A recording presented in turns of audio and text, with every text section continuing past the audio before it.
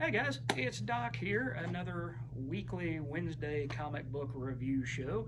Just thought I would come at you from a different location this time. So, this is the cellar here in Bartlett, Tennessee, off of Bartlett Boulevard. So, Jason and now Neil is working today, and he was nice enough to let me shoot in here. So, thank you guys. And hey, if you're in the Bartlett area or if you're local to Memphis, come check them out. They've got board games, they've got comics, they've got everything in between as far as pop culture goes. So, I'll do a short little video here in a minute when I get done with this, if Neil's cool with it, and do a walk around in the shop, give you guys an idea of what they've got. Anyway, let's get to the comics today. And we're going to start with Spawn, number 352. I just started reading Spawn again with issue 350. I hadn't picked it up in quite a while.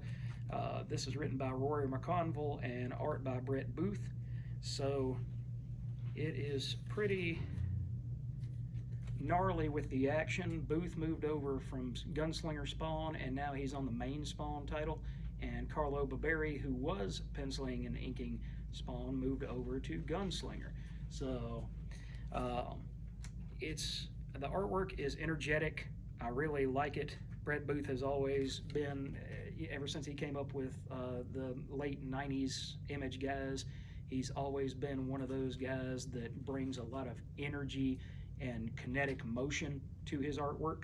So Spawn is still trying to deal with the aftermath of issue 350 with a new ruler in Hell, and the dead zones have expanded to the point where they don't really know what's going on and why their powers aren't the way that they're supposed to be, but it's affected the forces of both heaven and hell.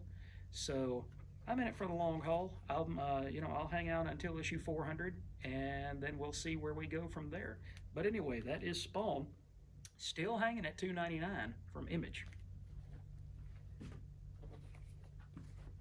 Next up from Image is, according to this, it's the one-man art comics. And so it's written, and the artwork is done by Simon Krajansky. And he has also done some Spawn artwork in the past. But his stuff, the more I see, the more I like it. It's big, mega in scale. It reminds me a lot of Jay Anacleto way back in the day that did Aria for Image, or no, I think that was Avalon Studios. But he did a bunch of Aria, and he really hasn't done very much else. He might have done a few variant covers here and there for Marvel in the years, but the story continues that this almost like Howard the Duck detective and his female compatriot are going around trying to figure out who killed Zeus. This entire series, based on the name alone, Something Epic. It's big, it's massive in scale, and all the stories show that. They are on that same scale. Like I said, here we have the death of a god. We have a death of somebody who controls the entire pantheon of gods, and yet he's gone. So maybe it's Kronos, his father. Maybe it's not Kronos. We're not really sure. But this book has got me hooked. I'm really glad that it's come back. You get to see some of the other gods from the pantheon, like Hades here. So I cannot recommend this book enough. If you're not checking it out, go get the trade of the first 6 issues, I believe. And then it came back with issue 7. So I would recommend going and picking it up from your local comic shop if they still have it. All right, this is going to be a short one, guys. This is Walking Dead Deluxe issue 87. It's just a color representation of the original run of The Walking Dead. It's written by Robert Kirkman with art by Charlie Adlard. In this, they're still trying to figure out whether or not Carl is going to wake up, and if he is he going to have any kind of brain damage from being shot a couple of issues previous, I think in '85. So, like I said, if you never read the original series in black and white, check it out in color. I think the original book was $2.99. These run $3.99 per issue. So for an extra $1, you're getting eventually the entire run, all 193 issues of this series in color.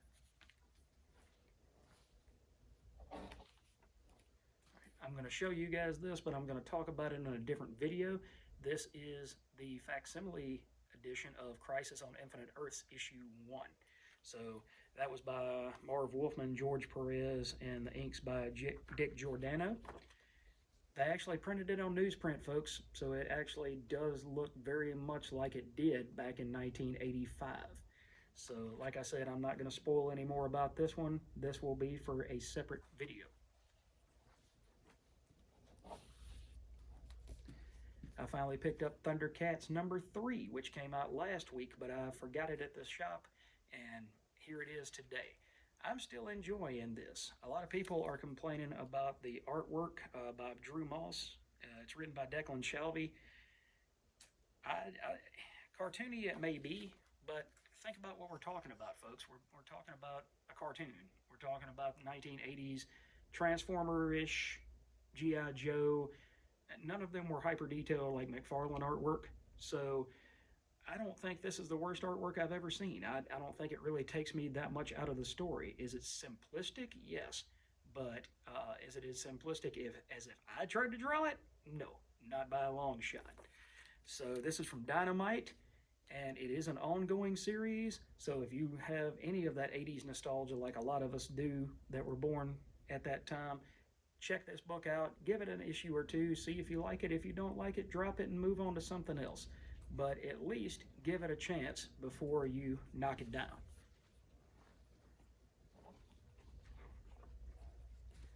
All right, next up is Beyond Real from Vault Comics.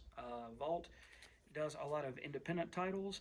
Beyond Real is written by Zach Kaplan, and the artists are Fabiana Mascolo and Vincenzo Riccardi. So I heard Rock and Robbie talk about it last night, and he said the artwork was extremely well done, but it's trippy and the story is hard to follow. To me, this is a story about a woman who, she and her fiance get into a car wreck, and he's laying in a hospital bed, she's woken up, and it seems like she's kind of fallen outside the Matrix, if that makes any sense. It almost looks as though there is a way that she can go in and save him, because she's prayed about it, she's talked to God about it, she's tried to, deal with any beings of power to try to heal her fiance, and it just doesn't look like it's going to happen. Well, the next thing she knows, she falls, into this Matrix type world, and they said that she was an outsider and that they were going to cleanse her and kick her out of this program. So she's been on the run, she's gained a couple of friends in the meantime, and they all seem to have their own reasons for trying to heal whatever damage is happening in their lives. So while it's not as deep and emotionally punchy as I was thinking it was originally going to be, I'm still enjoying the heck out of this, and I think you guys will too. So again, that's Beyond Real issue 3 from Vault. And the last book that I picked up today was Helen of Wyndhorn issue 2 by Tom King and Bilquis Evely. This book is gorgeous. That's really all I can say about it. Tom King, as usual, is very wordy, we shall say. And so a lot of the really gorgeous artwork gets covered up with the words of the story. But at the same time, every once in a while you'll get something like this on this page, and it just showcases Evely's art. It's just amazingly beautiful. It's up there to me with P. Craig Russell or Mike Mignola or who's the other guy I'm thinking about? Kaluta. I really think that Evely's artwork is in that same league with the amount of detail, the amount of storytelling. So this continues the story of Helen, who has come to Wyndhorn, and at the end of the first issue, her grandfather appears out of nowhere and attempts to save her from disaster. And he does, but he seems to be standoffish. And she doesn't know any more about him now than she did when she first started in that first issue. So she's trying to learn about her grandfather. She's trying to learn a different lifestyle. And the woman who has been put in charge of protecting her from herself, because she has a pretty bad alcoholism problem,